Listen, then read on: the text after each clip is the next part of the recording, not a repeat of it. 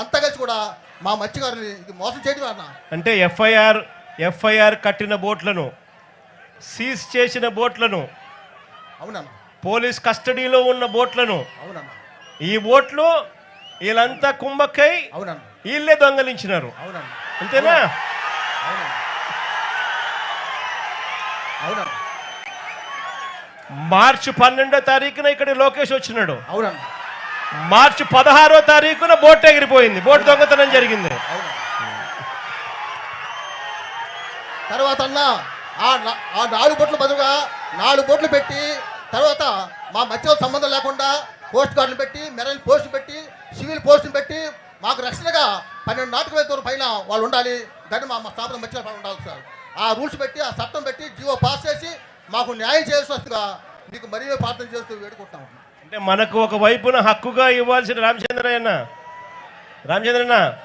మనకు హక్కుగా ఇవ్వాల్సిన ఈ ఫిషింగ్ హార్బర్ మనకు ఇవ్వకుండా, మరోవైపున మన కడుపును కొడుతూ ఇక్కడ ఈ ప్రాంతంలో వాళ్ళు అడుగు పెట్టకూడదు, వేరే ప్రాంతం నుంచి, వేరే రాష్ట్రం నుంచి ఇక్కడికి వచ్చి ఫిషింగ్ చేయకూడదు అన్న నిబంధనలు ఉన్నా కూడా, చట్టం ప్రకారం ఇది తప్పు అని చెప్పి తెలిసినా కూడా అక్కడి నుంచి ఇక్కడికి రావడము, మనకు ఫిషింగ్ హార్బర్ అందుబాటులోకి తీసుకోకుండా పోవడము, మనకు మెకనైజ్డ్ బోట్లు మనకు ఇవ్వకపోవడము, వీటి అన్నిటి ప్రతిఫలంగా మన కడుపును నష్టం జరుగుతూ ఉంటే, చట్టం ప్రకారం వాళ్ళు తప్పు చేస్తూ ఉన్నారు అని చెప్పి మనం ప్రాణానికి తెగించి వాళ్ళ బోట్లను మనం పట్టుకున్న ఆ బోట్లను మనం పోలీసులకు అప్పచెప్తే, పోలీసులు ఎఫ్ఐఆర్ కట్టినారు, బోట్లను సీజ్ చేసినారు.